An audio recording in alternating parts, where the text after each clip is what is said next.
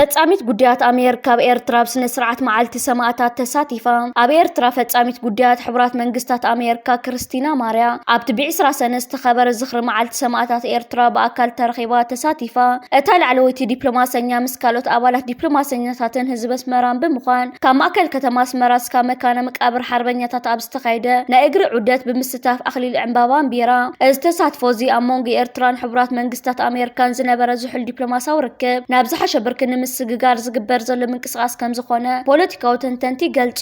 ኣብ ማሕበራዊ ሚድያታት ዝርከብ ገጽቲ ኤምባሲ እውን ነዚ ምንቅስቓስ ዘርኢ ስእልታትን ጽሑፋትን ዘርጊሕ ኣሎ።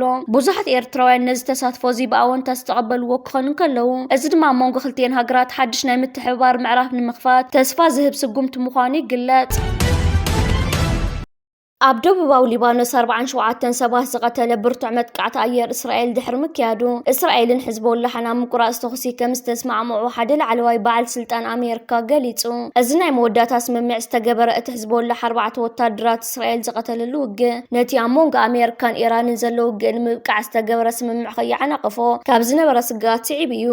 ሓይልታት እስራኤል እቲ ምቁራጽ ተኹሲ ኣብ ግብሪ ምውዓል እኳ እንተረጋገጹ ጸኒሑ ግን ሓደ ወሃብ ቃል ሓይልታቶም ነቲ ብቕጽበት ዘንጸላሉ ስግኣት ምእላይ ክትቅጽል እያ ኢሉ ሕዝቦላሕ ነቲ ምቁራጽ ተኹሲ ዛጊድ ብወግዕ በዓል እኳ እንተረጋገጸ ዋና ጸሓፍቲ ጉጅለ ሽኽናየም ቃሰም ግን ነቲ ሕዝቦላሕ ንምድምሳስ ዝተሓንጸጸ መደብ ፈሺሉ ኢሉ ኣብ ከተማ ናባትየ ዝርከቡ ሰራሕተኛታት ረድኤትን ህይወት ኣድሕንን ንሲኤንኤን ከም ዝገለጽዎ እቲ ምቁራጽ ተኹሲ ብናይቲ ከባቢ ሰዓት 16 ካብ ጅምር እንዳሓር እንተወሓደ 12 ናይ ኣየር መጥቃዕትታት ተፈጺሙሎም እዚ ሰባት ዝሃለቑሉ ህጹጽ ምስሓብ ዶናልድ ትራምፕ ነቲ ምስ ኢራን ዝገብሮ ስምምዕ ብሙሉእ ዓቕሚ ይቆጻጸሮ ከምዘየለ ዘርኢ ካልእ ምልክት እዩ። እቲ መዘከር ምርድዳእ ኣብ ሊባኖስ ከምኡውን ኣብ መንጎ ኣሜሪካን ኢራንን ምቁራጽ ተኹሲ ክግበር ጽውዕ እዩ። ይኹን እምበር እዚ ኣባይታ ዘሎ ሓቂ ዘይምዃኑ ቴህራን ትራምፕ ንእስራኤል ክገት ኣይከኣለን ክትብል ክትከሶ ደሪኽዋ እዩ። ትራምፕ ባዕሉ ነቲ መሻርክቲ ዝኾነ ቀዳማይ ሚኒስትር እስራኤል ቤንያሚን ኔታንያሁ ብዘይተለመደ መንገዲ ክኸሶ ተሰሚዕ እዩ። ኔታንያሁ ምስ ሒዝቦላሕ ኣብ ዝገብሮ ውግእ ንሲቪላት ብዘይ ዝኾነ ይኹን ርትዓዊ ምኽንያት ይቐትል ከም ዘሎ ብምሕባር ይወቒስዎ። እቲ ኣብ ደቡባዊ ሊባኖስ ትማሊ ምሸት ዘጋጠመ ሃንደበታዊ ግጭት ተወሰኸ ጸገማት ፈጢሩሎ። ዋይት ሃውስ ምቁራጽ ተኹሲ ኣብ ግብሪ ውዒሉ ከም ዘሎ ይጣበቕ እኳ እንተሃለወ ሚኒስተር ኢታማር ቤን ጊቪር ንሞቱ ወታደራት እስራኤል ብምጥቃስ ሊባኖስ ክትነድድ ኣለዋ ንሓንቲ ንብዓት ኣዶ እስራኤላዊት 1000 ሊባኖሳውያን ኣዴታት ክበኽያ ኣለወን ክብል መሊሱ። ሚኒስተር ጉዳያት ወፃኢ ኢራን ዓባስ ኣራግቺ ብወገኑ እስራኤል ቀጻሊ ውግእ ትደለላ ክብል ብምኽሳስ ኣብቲ መዘክር ምርድዳእ ሰፊሮም ዘለዉ ግቡኣት ዝግበር ዝኾነ ይኹን ጥሕሰት ተሓታትነቱ ናብ ኣሜሪካ ከም ጽጋዕ ኣስሚሩሉ። ኔታንያሁ ነቲ ምስ ሒዝቦላሕ ዝግበር ወታደራዊ ስርሒት ክቕጽሎ ኣብ ውሽጢ ዓዲ ጸቕጢ ይግበረሉ ኣሎ። እቲ ብኢራን ዝድገፍ ጉጅለ ድማ እስራኤል ኣብ ደቡባዊ ሊባኖስ ተካይደ ወታደራዊ ወራር እስካዕ ዝቐጸለ መጥቃዕትታቱ ክቕጽል ምዃኑ ገሊጽ እዩ። እቲ ናይ መወዳእታ ምቁራጽ ተኹሲ ስምምዕ ድሕሪ ምእዋጁ ወሃብ ቃል ሰራዊት እስራኤል ኤፊ ደፍሪን እስራኤል ነቲ ብቐጽበት ዘንጸላሉ ስግኣት ምእላይ ክትቅጽል እንጥሕሰታት ሒዝቦላሕ ምላሽ ክትህብ ከምኡውን ንዜጋታትና ንምክልኻል ዘድሊ ኩሉ ክትገብር እያ ኢሉ ዋና ጸሓፊ ሒዝቦላሕ ሽኽናየም ቃሰም ብዓርቢ ኣብ ዝሃቦ መግለጺ ነቲ ሕዝቦላሕ ንምድምሳስ ዝተሓንጸጸ መደብ ፈሺል እዩ። እስራኤላውያን ድማ ካብ ነፍሲ ወከፍ ዝድር መሬትና ክስሕቡ እዮም ኢሉ ሒዝቦላሕ ኣብ ደቡባዊ ሊባኖስ ንሓደ ጉጅለ ሰራዊት እስራኤል ድብያ ከም ዝገበረሉ 3 ታንክታት ብተመራሒ ሚሳኤላት ከም ዘዕነወ ከምኡውን ነቶም ወታደራት ብሮኬትን ብመድፍዕን ከም ዘጥቃዕ ምስ ገለጸ እቲ ሓድሽ ውግእ ተፈጢሩ። ካብቶም ዝተቐተሉ 4 ወታደራት ሓደ ኣዛዚ ቦጠለኒ ከም ዝነበረ ተፈሊጡሎ።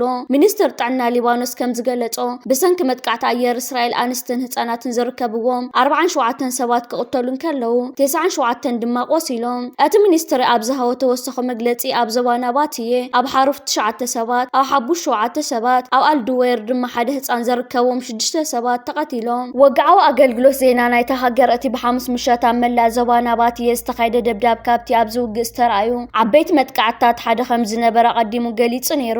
እቲ ናይ ምቁራጽ ተኹሲ ዜና እቶም ተመዛቢሎም ዘለዉ ሊባኖሳውያን ብጥርጣረ እዮም ተቐቢሎሞ ንሳቶም እስራኤል ንስምምዕ ሰላም ክተኽብሮ እያ ዝብል እምነት የብሎምን። ሓደ ሰብኣይ ንወኪል ሮይተርስ ክዛረብ እንከሎ እቲ ስምምዕ ጽቡቕ እዩ ኩላትና ስምምዕ እንደሊ ኢና እስራኤላውያን ግን ኣየኽብርዎን እዮም ክንደይ ሳዕ ስምምዓት ገይሮም ካብ ሓደ ሳዕ ንላዕሊ ኣይእመኑን እዮም ኢሉ ሚኒስትር ጉዳያት ወፃኢ ኣሜሪካ መንጎ መንግስቲ ሊባኖስን እስራኤልን ዝግበር ቅጥታው ዘተ ቀጻሊ ሰላም ንምውሓስ ዝዓለመ ኮይኑ ዝመጽእ ሰሙን ኣብ ዋሽንግተን ከም ዝቕጽል ገሊጹ። ከም ጸብጻብ ቤት ጽሕፈት ፕሬዚደንት ሊባኖስ ጆሴፍ ዓውን ንዋና ጸሓፊ ጉዳያት ወፃኢ ኣሜሪካ ማርኮ ሩቢዮ ኣብ ዝሃቦ መግለጺ እቲ ኣብ ዋሽንግተን ዝግበር ዘተ ንቕድሚት ንምስጓም ናይ እስራኤል መጥቃዕቲ ኣብ መሬት ሊባኖስ ዝውድእ ኩለ መድያዊ ምቁራጽ ተኹሲ ከም ዘድሊ ሓቢርዎ። ፕሬዚደንት ዶናልድ ትራምፕ መንግስቲ ቀጠር ዝሓለፈ ዓመት ንኣሜሪካ ብዘይ ዝኾነ ቅድመ ኩነት ዘበርከተላ $100 ሚልዮን ዝግመት ሓድሽ ቦይንግ 747 ቅንጡብ ፕሬዚደንታዊ ነፋሪት ዝተፈላለዩ ምምሕያሻት ድሕሪ ምግባር ዕላው ገይሮምዎ።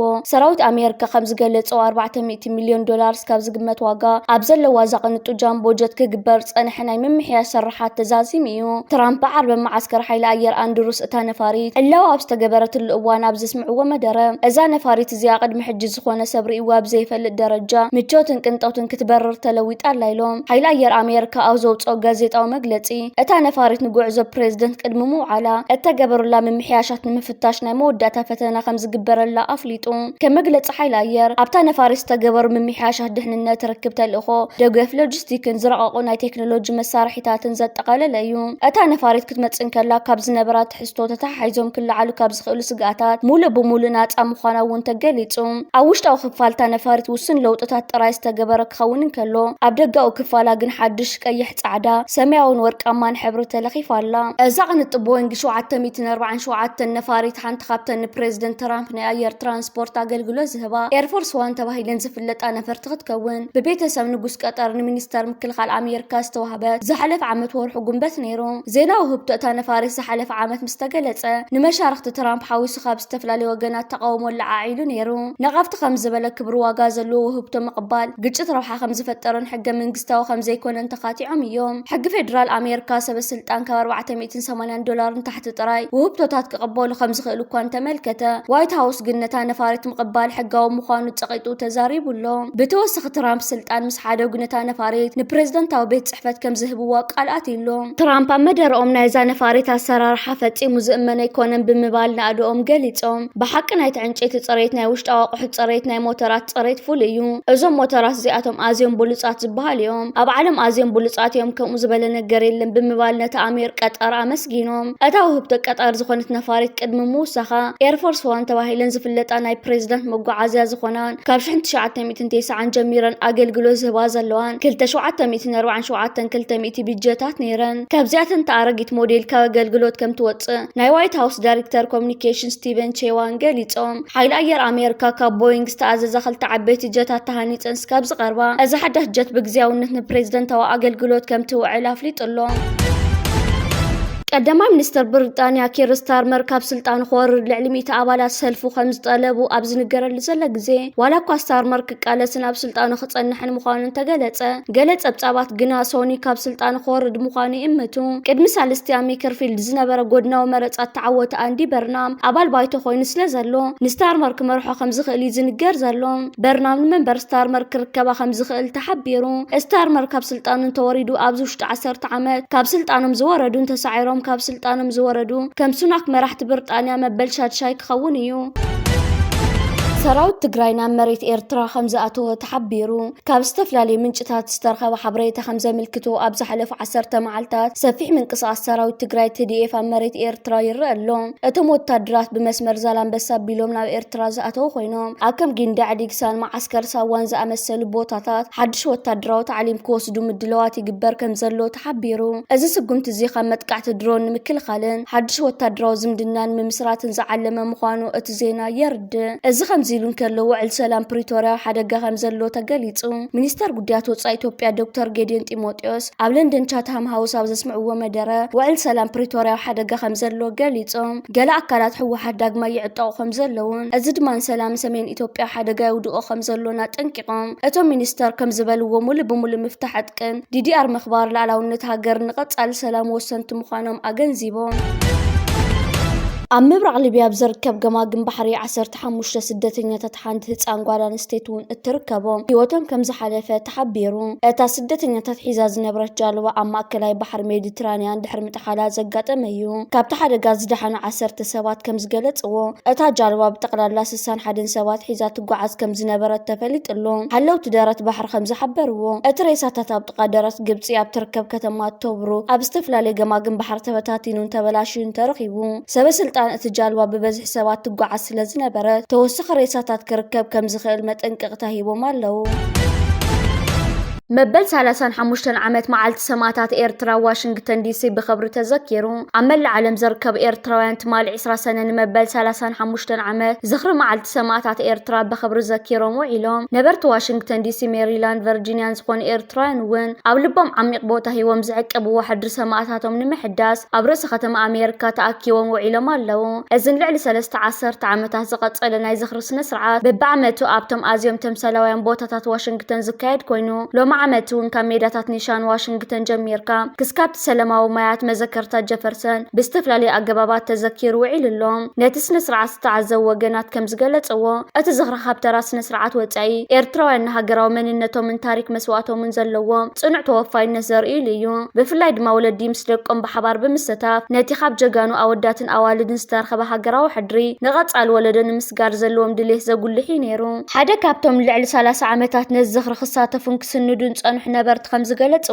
تاريك إيرترا بعينة فوليس لازخوانا أز سمعت زي كولدنا تمحلالة في خيدالو أتستغفل مسواتي مسارت مننتنا سلازخوانا عبسدت كوينا وين بحب انتي إيرتراواني لنا خنصوع زقبرنا يلوم أتوم نبرتنا هاقرم إيرترا خمنا جاقان مبوقلن ببزح مسواتي استرخبت كبرتن هاقر جيروم زرقي واخوينوم أتسمعتا سقدفو لهم حدر ما أوشت نفسو كف إيرتراوي سدراويت بحايل زنبر زي على مواقع مخانو قليتهم أتي واشنطن دي سي استخايد سنسرعات زي على موزخر سماعاتنا بزبل قالن حدر سماعات كل اوانا ولب كل إيرتراوي هي وكوين خمس نبر بزرقاقص منفس تزازيمو إيرترا هنتاتن لمعاتن يا زلا دحر داقي موجين وروجين ايكلونيو قجتن قرجتن ايكسمعنيو برتا افرازان باديلا يوز ترقا قطوراتا بتكنولوجي استواصلو ماشنرتاتيو انت تركن قبصنا وتادراو معسكراتنا قبص بمخان حبرا وتادراو لممد حيل ايار بوغي جميرنا لو ازد مان وطر قرن افريقان ماخلاي مبرقان زتهرد معوالتات كفتاريو براخ إيرترا تحريماتو زنبر قطواو مداين عقم سوا معبيلا فراينتن امسرح تخونلو درجة زلا انت صن تركنت خناتات بسرعة زنببو يمسلا سلازخونه دما اتنا حيال معلتات كقصل تصويس زغبر لزلل ممد حيل اير كاب كلتين هاغراس زمصا نفرتن اوالات حيل ايرن او حدا زرخ بايتا خوين سرع لممدو خجمر يوم ازل ممد زباو صطاو بدهوتات النعبي ابز خدل زل اواني كايد مهلاو امونغ انكاران كايرون زل قصال ناي ممحياس زمدناتاتهم اندحيلك خيدي صنيحو بز مسرت كارب حتات اتن هاغرات ممس مشارختن زلون دبلوماسي كحيل قدن يوم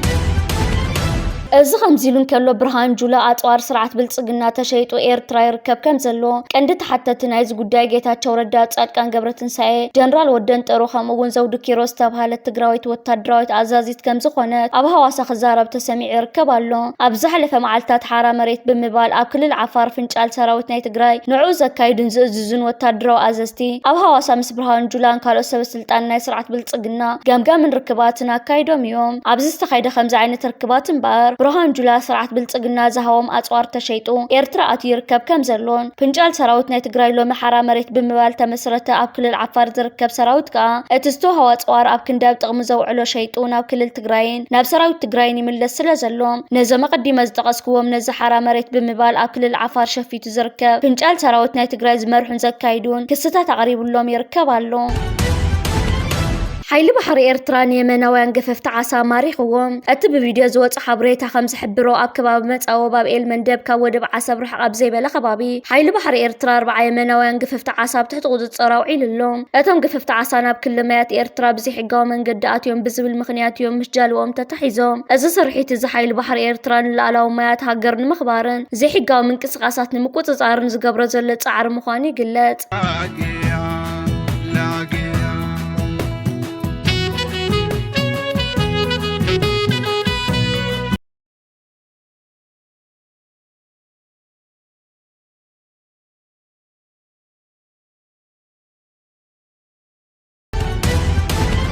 مجد أير بادرنا بسمرا سرع برراتات جميرو أتزعبي والقاو مجد أير سودان زخنا مجد أير بادر كودب سودان تبجيسو نبس مرا إيرترا زكايدو سرع نايتو قعست بررا بوقع جمير اللو قدامي تنفارت مجد أير بادر أو هجرا معرفو نفرت اسمرا مسبتحت بوقل على وسب السلطان سبيلو أبيشن إيرتران وكلت مجد أير ندمو قباب لا تغيرو لا أزنت النوح وان تقاريت صنحنا أير ركب كلتين هاجره داق ما يزت أساسريو أت مجد أير بررو مجمارو أمون መንጎ ህዝቢ ኤርትራን ሱዳንን ዘሎ ጥንታዊ ዝምድና ንምጥንኻርን ንንግዳዊ ንጥፈታትን ምንቅስቓስ ተጓዓዝትን ንምቅልጣፍ ዝዓለመ እዩ። ብፍላይ ኣብዚ እዋን ኣብ ሱዳን ዘሎ ጸገማት ስዒቡ እዚ መስመር እዚ ንሱዳናውያን ዜጋታትን ንኤርትራውያን ነበርቲ ሱዳንን ከመገዳሲ ድልድል ኮይኑ ከገልግል እዩ።